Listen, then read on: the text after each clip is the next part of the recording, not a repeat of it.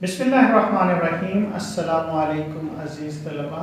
आज हम advanced account में जो नया टॉपिक है कॉन्ट्रैक्ट अकाउंट के हवाले से सीखेंगे। कॉन्ट्रैक्ट बेसिकली कोई भी काम करना किसी के लिए, ठीक है। यहाँ अगर हम अपनी ज़ुबान में बात करें सिंपली, तो आप सबसे आसान ज़ुबान में ये कह सकते हैं कि ये ठेकेदारी सिस्टम है, ठीक है। आपने किसी की कोई भी कंस्ट्रक्शन करनी है तो उसका आप कॉन्ट्रैक्ट ले लेते हैं और वो करते हैं। तो कॉन्ट्रैक्ट बेसिकली तो जो है वो किसी सर्टन अमाउंट के तहत, किसी कंसिडरेशन के तहत आप जो काम किसी के लिए भी करते हैं वो कॉन्ट्रैक्ट जो है वो कहलाता है। अब इसमें दो पार्टीज हैं। एक है कॉन्ट्रैक्टर जो काम कर रहा होता है, और दूसरी पार्टी कहलाती है कॉन्ट्रैक्टी जिसके लिए काम किया जा रहा है, ठीक है। तो यहाँ क्योंकि हमने अकाउंटिंग के पॉइंट ऑफ व्यू से देखना है, तो हमें यहाँ पे कॉन्ट्रैक्ट का अकाउंट बनाना होता है, और कॉन्ट्रैक्ट का अकाउंट बनाकर उस कॉन्ट्रैक्ट से जो है वो जो प्रॉफिट या लॉस हो रहा है वो हमने कैलकुलेट करना होता है। तो सिंपली हम कॉन्ट्रैक्ट अकाउंट जो है वो बनाएंगे। तो सिंपल जिस तरीके से हम लोग लेजर बनाते हैं उसी तरीके से हम कॉन्ट्रैक्ट का जो है वो लेजर तैयार कर लेंगे। सबसे पहले जो डेबिट साइड है इसमें आपके पास मटेरियल आ जाएगा। अब मटेरियल की दो सिचुएशंस होती हैं।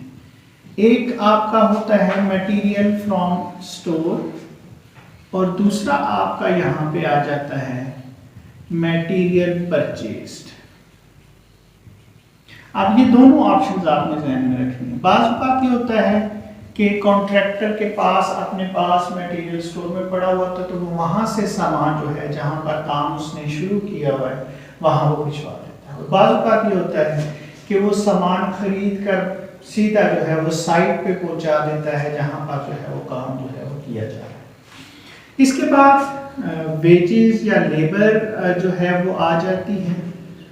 जो आपने वहाँ पे काम किया उनको सैलरीज आपने पे करनी है। इसके बाद अगर तो प्लांट जो है वो आपके पास अपना है तो फिर तो ज़रा उसकी डेप्रिसिएशन होगी, लेकिन अगर आपने प्लांट जो है वो किसी से लिया है तो आपने हायर जो प्लांट किया है उसकी जितनी अमाउंट होगी वो यहाँ पे आएगी। और जैसे मैंने बताया कि अगर प्लांट आपका अपना है तो आपने उसकी डेप्रिसिएशन जो है वो आपने यहाँ पे डेबिट साइड पे जो है वो शो करनी है। अब यहाँ पर डेप्रिसिएशन के हवाले से आपने ध्यान में रखना है कि आपका वर्किंग नोट्स बनेंगे। न्यूमेरिकल में बाज़ औक़ात क्या करेगा कि वो आपको जो प्लांट की ओपनिंग वैल्यू है वो बता देगा, और क्लोजिंग वैल्यू जो है वो साल के आखिर पर जो है वो बता देगा। तो जो प्लांट आपने लगाया उसकी जो ओपनिंग वैल्यू थी उसमें से आपने लेस कर देनी है जो प्लांट की क्लोजिंग वैल्यू है।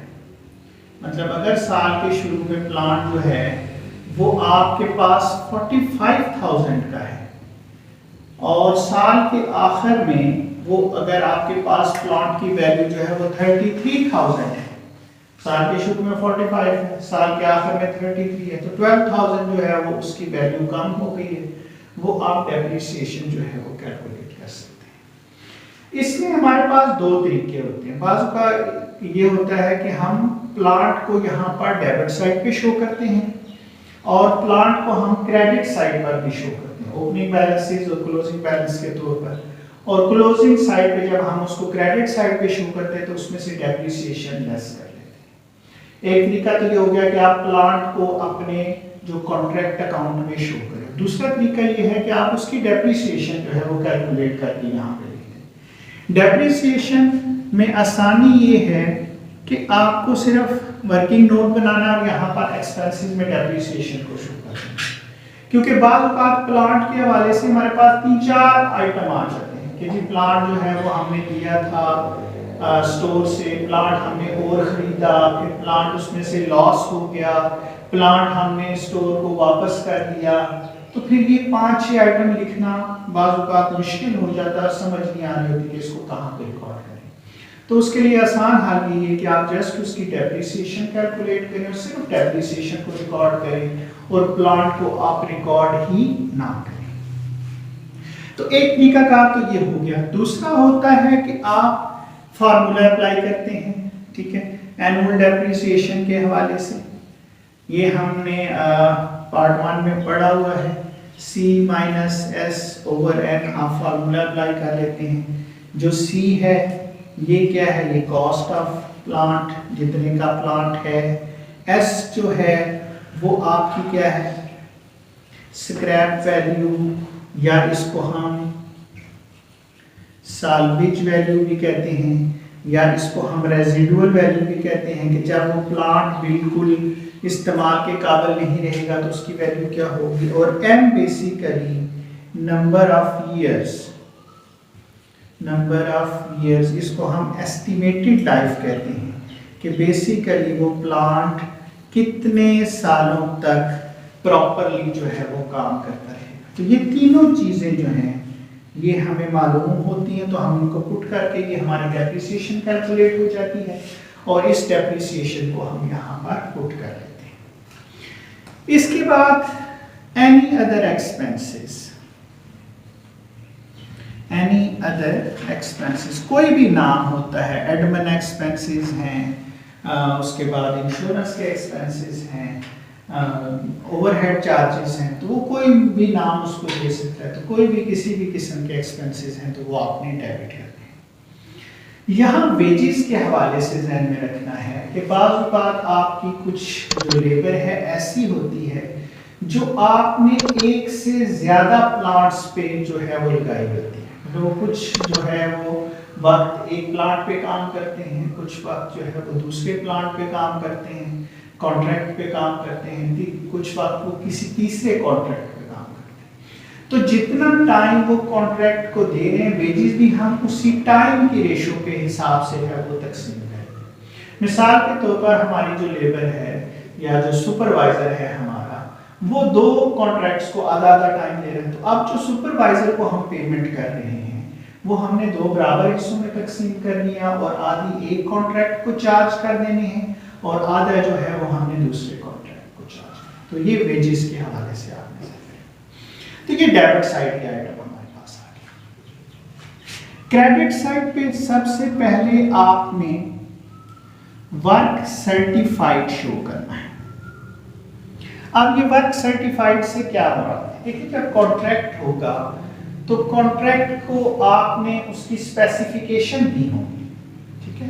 कॉन्ट्रैक्टी ने आपको स्पेसिफिकेशन दी होगी कि ये काम इस तरह का होना चाहिए। मिसाल के तौर पर अगर हम एक घर जो है वो कंस्ट्रक्ट करवा रहे हैं तो फ्लोर जो है वो उस पर मार्बल लगाना है या चिप्स डालनी है, खिड़कियां जो हैं वो लोहे की होंगी या लकड़ी की होंगी, खिड़कियों का साइज क्या होगा, दरवाजे का साइज क्या, तो ये स्पेसिफिकेशन प्रोवाइड की जाती है। उसके बाद जो है वो कॉन्ट्रैक्ट, अब अगर आपने काम किया और वो काम उसकी स्पेसिफिकेशन के मुताबिक है कॉन्ट्रैक्ट की, तो वो उसको पास कर देगा, ओके कर देगा उसका आर्किटेक्ट जो भी होगा, तो उसको हम वर्क सर्टिफाइड कहेंगे। यानी कि वो काम जो कॉन्ट्रैक्टी ने पास कर दिया है कि ये उसकी स्पेसिफिकेशन के मुताबिक है, तो उसे हम वर्क सर्टिफाइड कहेंगे। और जो पास नहीं होगा वो आपका अनसर्टिफाइड वर्क कहलाएगा। तो ये जो है ऐसा काम है जो आपने अपनी तरफ से तो मुकम्मल कर दिया है, लेकिन जो स्पेसिफिकेशन थी कॉन्ट्रैक्ट की उसके मुताबिक नहीं था और इसका सर्टिफिकेट नहीं मिला, या अभी तक ये भी हो सकता है कि ये काम चेक ही नहीं हुआ, तो जब तक चेक नहीं हुआ उसका सर्टिफिकेट नहीं मिला उस वक्त तक वो जो है वो अनसर्टिफाइड वर्क जो है वो कहलाएगा। अब बाज़ औक़ात क्वेश्चन में यहाँ प्रॉब्लम ये करता है कि आपको वर्क सर्टिफाइड जो है वो नहीं देता, नहीं बताता, तो वो आप किस तरह से कैलकुलेट कर सकते हैं। इसके लिए आपको वर्किंग नोट बनाना होगा। आप देखिए वर्क सर्टिफाइड अगर ना गिवन है तो ये हम किस तरह से मालूम करते हैं। इसमें हमें कैश रिसीव्ड देता है। कैश रिसीव्ड इसको आपने मल्टीप्लाई करना है 100 से और डिवाइड करना है 100 minus retention money. Retention money, अब ये रिटेंशन मनी क्या है? अब देखिए ऐसा नहीं होता कि अगर कॉन्ट्रैक्टी और कॉन्ट्रैक्टर का आपस में कॉन्ट्रैक्ट हो गया और कॉन्ट्रैक्ट की वैल्यू है फॉर एग्जांपल 30 लाख रुपए, तो ये नहीं होता कि कॉन्ट्रैक्टी 30 लाख रुपए आपको दे दे।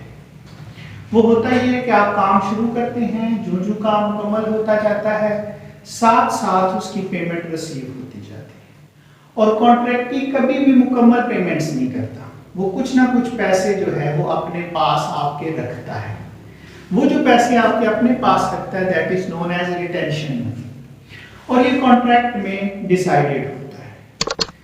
ये 90/10 हो सकता है, 80/20 हो सकती है, 75/25 हो सकती है। तो ये रिटेंशन मनी है जो वो आपको कि अपने पास रोक कर रखता है। अब इसको आप इस तरह से समझ सकते हैं कि मिसाल के तौर पर अगर आपने 100 रुपीस का काम किया है, उसका सर्टिफिकेट आपको मिला है, तो वो आपको 90 पे दे देगा, 10 रुपये आपके अपने पास जो है वो रोक के रख लेगा, ठीक है, 80 पे दे देगा, 20 रुपये रोक के। तो ये कॉन्ट्रैक्ट पे है, ये कंफर्म नहीं है कि कितना होगा, ये आपस का एग्रीमेंट है, जो भी एग्रीमेंट है उसको फॉलो करना है।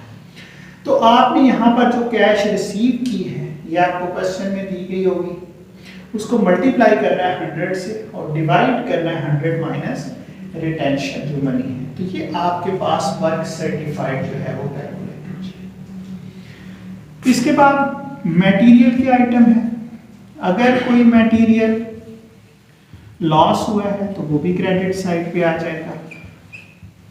अगर कोई मटेरियल आपने रिटर्न कर दिया है, रिटर्न टू स्टोर, तो वो भी क्रेडिट साइड पे आ जाएगा। और जो मटेरियल बच गया है वहां स्टोर साइड पे ही पड़ा हुआ है, मटेरियल ऑन साइट, जो मटेरियल वहां पे पड़ा हुआ है वो भी हम क्रेडिट साइड पे करेंगे।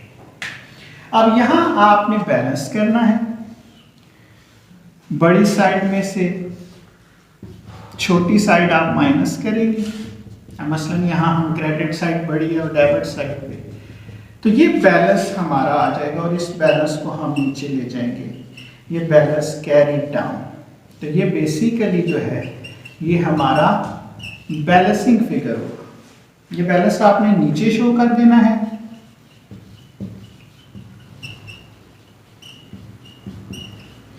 जो भी इसकी वैल्यू आ रही है। तो ये बैलेंस आपके पास आ गया, इसे हम एस्टिमेटेड प्रॉफिट जो है वो कहते हैं। अब इस पर फिर हमने आगे फॉर्मूला लगा के तो प्रॉफिट जो है वो मालूम करना होता है। अब इसका सिंपली हमारा क्या, ये जो है ये हमारा कहलाता है एस्टिमेटेड प्रॉफिट। ये जो बैलेंस हमने मालूम किया है that is known as estimated profit. इस एस्टिमेटेड प्रॉफिट में से आपने मालूम करना होता है क्रेडिटेबल प्रॉफिट। क्रेडिटेबल प्रॉफिट क्या होता है, जो आपका एस्टिमेटेड प्रॉफिट है इसको आपने मल्टीप्लाई करना होता है 2/3 या 1/3 से। ये रेशो हम किस तरह से मालूम करते हैं, इस पे हम जो है वो आपने ध्यान में रखना है कि अगर तो कॉन्ट्रैक्ट 25% से कम कंप्लीट है तो कोई प्रॉफिट नहीं होगा। अगर 50% से कम कंप्लीट है तो यहाँ प्रॉफिट की रेशो 1/3 आएगी।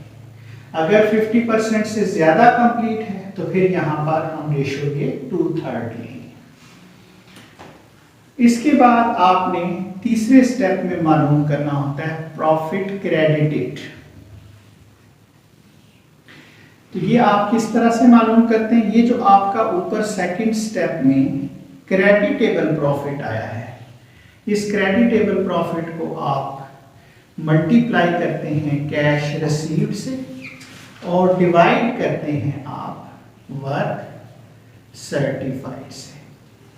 तो ये आपका प्रॉफिट कैलकुलेट हो जाता है। ये आपने यहाँ पे डेबिट साइड पे शो कर देना है।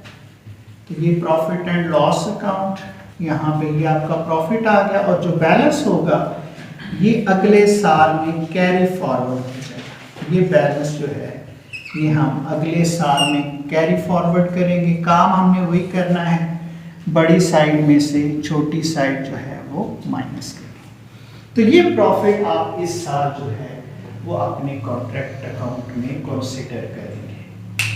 तो उम्मीद है कि कॉन्ट्रैक्ट अकाउंट का जो कॉन्सेप्ट है ये आपको समझ में आता है।